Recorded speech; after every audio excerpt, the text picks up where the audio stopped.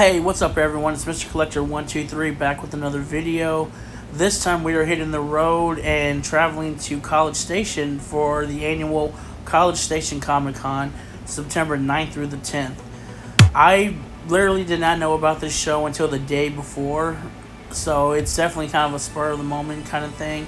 Kind of got a late start to the day heading out there, but it's alright, we still made the trip. And actually joining me is Paul Comics. So he's actually going to go with me on this trip and see what we can find. I'll be letting you know what my thoughts on the show was, pricing of admission. So yeah, just sit back and by the time you know it, we will be at the venue.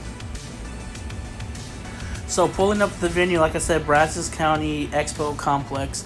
Parking lot seemed very full, but I think on the side of the building they were having something else because there was a lot of horse trailers, so I think something else was going on in the building as well around the same time. So that's Paul right there on the right. So thank you, Paul, for opening that door. So walking in, we pick up our badges. Online they were $20 for 1 day, $25 for a 2-day pass. We were only there for 1 day, but we decided just to pay at the door, which came out to be $25. So yes, we would have saved $5 more if we would have paid online, but you know, it was fine. You know, it's just $5, no biggie. So as we make our way into the show, the sales floor, as you can see, entrance is right there. We make our way in, and first thoughts as I walk in. Now they listed that this was supposed to be over 100 tables. I don't do a full view around, but I'm going to tell you right off the back, there was no way there was over 100 tables at this show. It was a very small show, in my opinion. Very small than what I thought. And they only had a few vendors of comics, and this vendor right here was by far the one vendor that had the most comics. And he didn't have a huge space at all, but he definitely had some pretty cool books, as you can tell. Origin of Cat. And of course right here you will see this Fantastic Four right here, this awesome Doctor Doom. I think it's 16.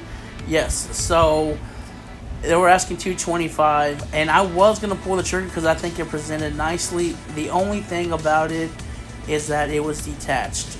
That was the only issue with that book, and that was the only thing that drawed me away from it. But they had some other awesome books at that booth.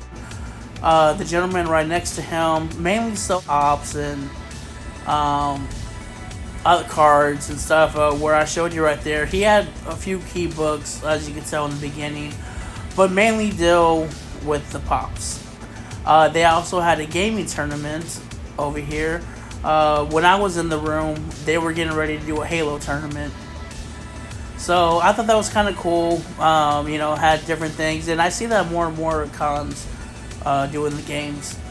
Right here are the voice actors, and I think I don't know if there were any artists. I think it was mainly voice actors.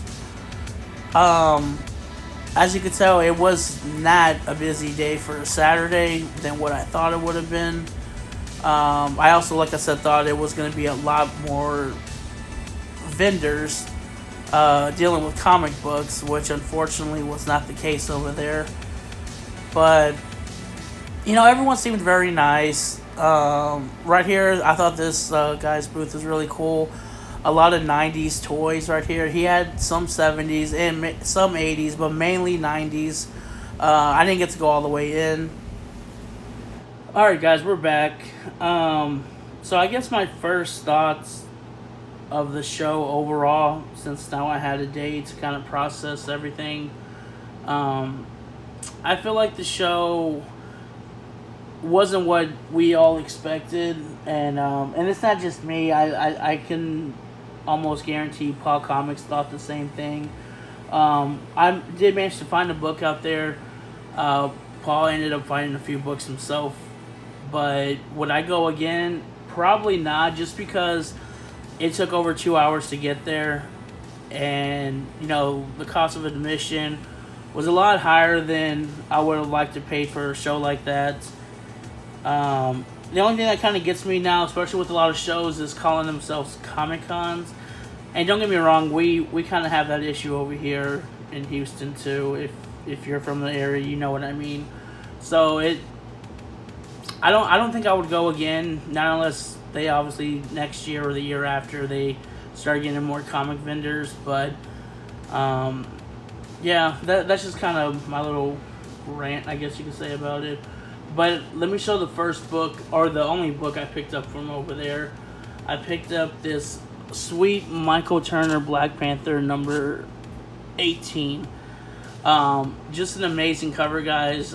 Storm on the front, looking powerful, and the blues, the lightning, the black in it. So it's just such an amazing cover. I've seen that book before, but I've never seen it again in a while, besides that one time. So to find this book, the gentleman that I was talking about that had the biggest booth over there at Comics, he was selling it for $40, and he dropped down to $30 for me. So, you know, like I said, a really awesome guy. But yeah, that was the only book I picked up at the show. I don't know if Paul's going to do a haul video, but I'll let him discuss what he picked up later on. So on the way back, me and Paul actually hooked up with JT Comics over here back in Houston. And if you don't know JT, definitely give him a follow on social media as well.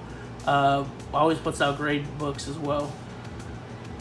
So first book I picked up at a local LCS, well, after we met up, or actually during when we met up, is this Amazing Spider-Man 45, which is the third Lizard. Sorry, try to get that glare a little. Alright, like I said, the third Lizard. Beautiful book. They gave it a low grade. I don't really see how. I checked the back, looked through all the pages, nothing was missing. It presents beautiful. Just needs a press and a clean, but other than that, I mean, I think it's a wonderful book. I love the way the yellow pops up, and I miss these kind of covers, guys, because it's, you know, they're nothing crazy, nothing, you know, too complex. A lot of stuff going on. It's just simple, and you know, the big lettering, the titles. So, you know, I kind of miss that stuff. And here's another last book I picked up from over there. Was A Huge Key, which I was not expecting to pick up, in all honesty, but I'm glad I did. They just got it in the day before I got it. So really blessed to finally add this to the collection. Tales of Suspense number 57, the first Hawkeye. Like I said, going in there, I was going to be happy with just, you know, trying to find anything, see what's new, what they had in stock. And I go look at the wall, and they just happened to pick up a huge vintage collection. And this was one of the books there. And I thought it was an awesome price. They even gave me a discount for getting both books. So I definitely jumped on it. The biggest issue with the book is right here. Is that staple and then that stain on the bottom. But other than that, guys, that's it. I mean, I love the book. Great character. One of the original Avengers.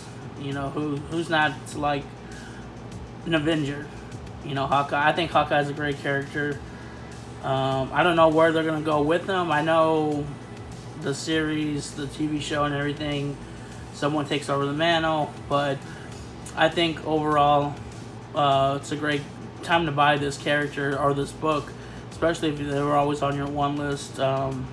Things have definitely dropped down for a lot of key books. And I think it's a perfect time to buy if you're wanting to add stuff to your collection. But yeah, guys, that's going to be it. Not a big haul at all. Just kind of want to show y'all clips of the show, my thoughts on it, and what I picked up. But other than that, guys, thank y'all for stopping by, and y'all have a great day. Later.